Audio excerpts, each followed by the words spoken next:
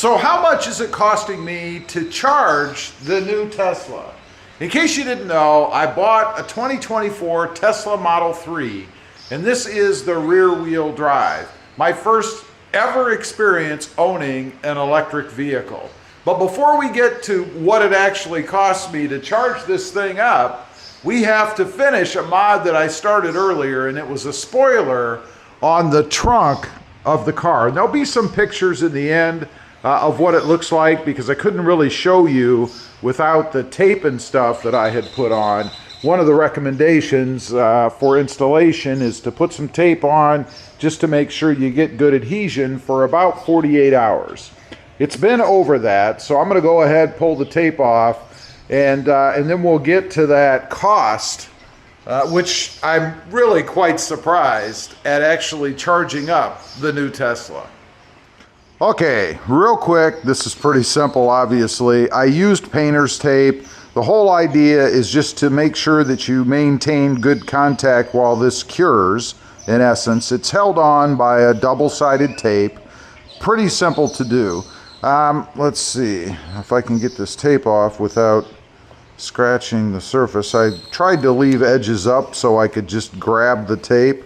Always a good idea, I think, if you're trying to keep from scratching your paint with your fingernails. I think fingernails are probably one of the biggest risks in going up against your paint job. It's amazing how quickly and easily your fingernails will actually scratch paint, or at least the clear coat anyway. Painter's tape, of course, because it does not adhere forever, nor does it leave adhesive on the surface that you're pulling it off of. I've used other tapes before, and you definitely don't want adhesive left on your brand new spoiler or the brand new paint job, in this case, that I have on the Tesla. I will say the adhesive on the back of this spoiler is pretty darn stout. In putting it on, it was ready to stick as soon as I just barely made contact with the surface.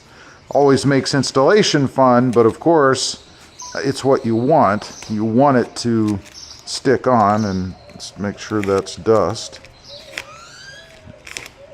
And it is. And the last piece finally, and we'll have this off.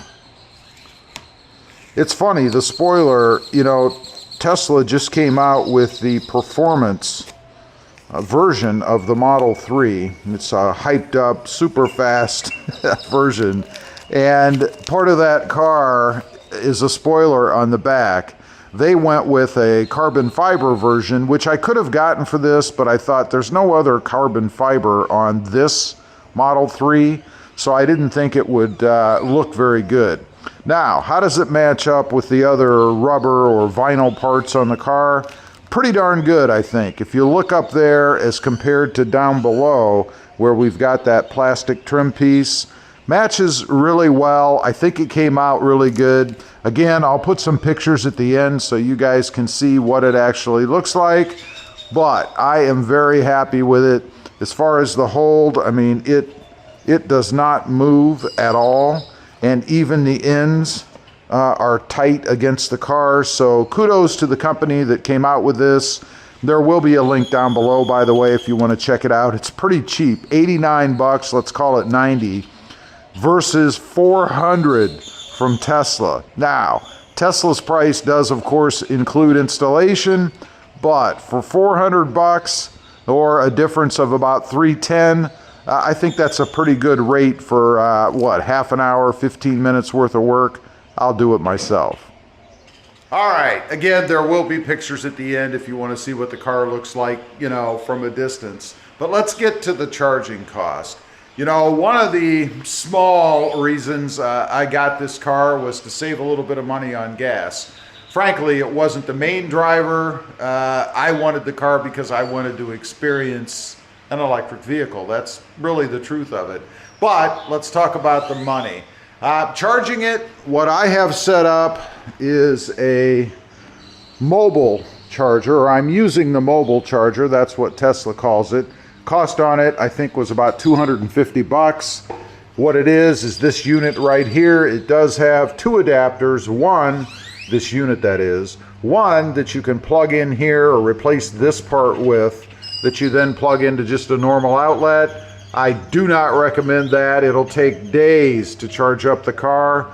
Or the dryer style plug, which is what I have here. It takes about 4 hours at 50% or so to be able to charge the car up. Now, this outlet ran all the way up to the ceiling and into my utility room up there, was installed by an electrician, cost me, I believe it was $369, something like that. Not bad, not bad at all. And now I have a higher powered, it's actually a 50 amp plug. I'm running 30 on it when I charge up the car because this unit is 30 amp, or it's rated at 30 amps. So to stay safe, I want to make sure I keep what the plug is rated at. Not a big deal. It charges plenty fast. It took me about a little, like I mentioned, a little over 4 hours. I think it's 4 hours and 10 minutes, something like that, to charge from 50% to 100%. Now, the cost. 23 kilowatt hours is what it took to charge up the car. And that came out to, based on my electric plan, and this of course would vary based on what your plan is, but that was $4. It cost me $4 to charge the car fully and get about 272 miles, give or take, of range. Now, for comparison's sake, let's say that I was filling up a 15-gallon tank. And let's assume that the Tesla was completely empty and I had to go from 0 to 100%. I'm going to just multiply my number by 2, so it would cost me $8, right? Now, at the gas station at $3 a gallon, simple math, 15 gallons, it would cost me $45. So I saved about, $33 by charging up the car at home versus paying to do it at a gas station. Of course, a gas station is going to be more convenient. You pull up 5-10 minutes at the most, later 5 minutes, you're on your way. 4 hours to charge this up at home, and if I was going to one of those superchargers, probably would take me about, I'm guessing, half an hour to an hour to go from 50%. Although honestly, if you're on a road trip, you're probably not going to charge at 50%. You're going to let it run a little bit lower because you're going to be stopping to charge pretty darn frequently. Am I happy with that? Yeah, from a home standpoint, I mean, that means I plug it in really anytime. I could plug it in during the day or plug it in at night, whatever, let it go, and 4 hours later, it's ready. I am charging it at night. I'm doing that because obviously I'm not driving it at night, and by the time I wake up in the morning, it is ready to go and I don't have to spend that 4 hours charging it up. As far as the practicality of it, from my standpoint so far, you know, I know you can take it on trips and stop at superchargers along the way, kind of plan your route around the superchargers. Something you don't really have to do with gas stations because there are so many.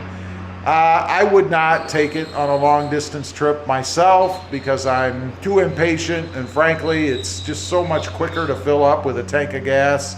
Granted, I'm gonna pay more money, but even so, convenience does have a cost, I guess, and I'm willing to pay it. Anyway, I just wanted to show you guys that spoiler because I didn't get to show it to you before without the tape all over it. And let you know, $4 to charge from 50% or $8. I'm assuming I could just multiply it by 2. Could be off a little here or there, but it's not much different. $8 for a full tank of gas, of power. I like it. Leave a comment. Let me know. What are you experiencing? What does it charge you to charge up your Tesla given how you use it? I'd be curious to know. Thanks for watching. Stay safe out there. Bye.